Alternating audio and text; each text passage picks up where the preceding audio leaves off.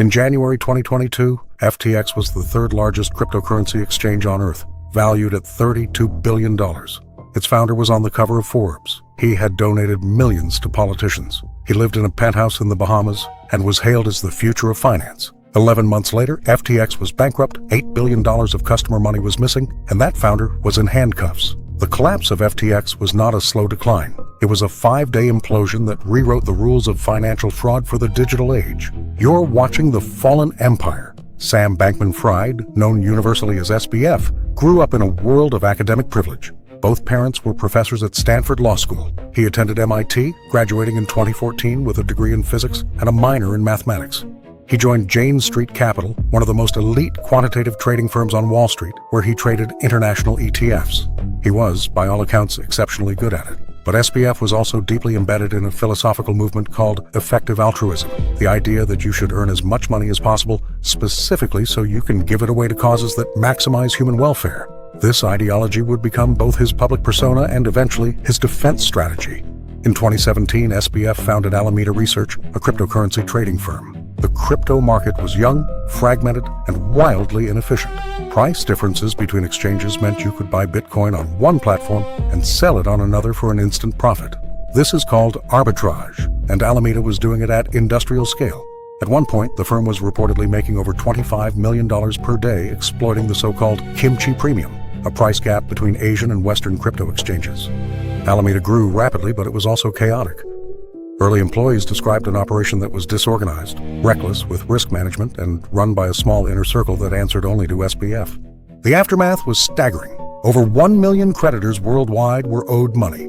Customer losses were estimated at over $8 billion. The contagion spread across the crypto industry.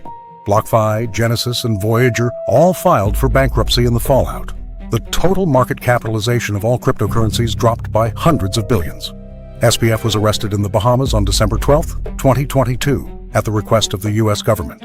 He was extradited to the United States and charged with wire fraud, securities fraud, money laundering, campaign finance violations, and conspiracy. Caroline Ellison, Gary Wang, and Nishad Singh all pleaded guilty and cooperated with prosecutors. The trial began on October 3, 2023 in Manhattan. The prosecution presented evidence that SBF had knowingly directed the commingling of customer funds with Alameda's trading operations. Carolyn Ellison testified that SBF had directed her to use FTX customer deposits and had instructed her to create misleading balance sheets. Gary Wang testified that he had built the software backdoor on SBF's orders. The defense argued that SBF was a disorganized but well-intentioned entrepreneur who made mistakes, not a criminal mastermind. The jury did not buy it. On November 2, 2023, exactly 1 year after the CoinDesk article that started the unraveling, Sam Bankman-Fried was found guilty on all 7 counts. On March 28, 2024, he was sentenced to 25 years in federal prison and ordered to forfeit over $11 billion. The FTX story is not just about crypto, the largest financial frauds in American history. The investors who wrote billion-dollar checks never audited the books. The politicians who cashed his donation checks never asked where the money came from. The media that put him on covers never looked behind the curtain. $32 billion of perceived value, built on $8 billion of stolen customer deposits, collapsed in 5 days because one person tweeted. If you want more stories of empires that fell, subscribe. New episodes weekly. You're watching The Fallen Empire. In 2019, SBF launched FTX, a cryptocurrency exchange designed to be the professional-grade platform that serious traders needed. The timing was impeccable. Crypto was entering a new bull cycle. FTX offered innovative products including tokenized stocks, prediction markets, and leveraged tokens. The user interface was cleaner than competitors, the fees were competitive, and SBF's public persona was magnetic. He wore shorts and t-shirts to congressional hearings. He slept on a beanbag in the office. He played League of Legends during investor meetings. The tech and finance media ate it up. Here was the anti-banker, the nerdy philanthropist who just happened to be building the future of finance. But here is where it gets insane. Behind the scenes, the lines between FTX and Alameda Research were not just blurred, they were non-existent. FTX grew at a staggering pace. In July 2021, it raised $900 million at a valuation of $18 billion. 6 months later, in January 2022, it raised $400 million more at $32 billion. The investor list reads like a hall of fame. Sequoia Capital, SoftBank, Tiger Global, the Ontario Teachers Pension Plan, Tom Brady and Gisele Bündchen, Paradigm, and dozens more. FTX bought the naming rights to the Miami Heat's arena for $135 million. SBF appeared at the Super Bowl alongside Larry David in an ad campaign. He testified before Congress multiple times, positioning himself as the reasonable voice of crypto regulation. He donated over $40 million to political campaigns, primarily to Democrats, making him one of the largest individual donors in the 2022 midterm elections. He was building something that looked, from the outside, bulletproof.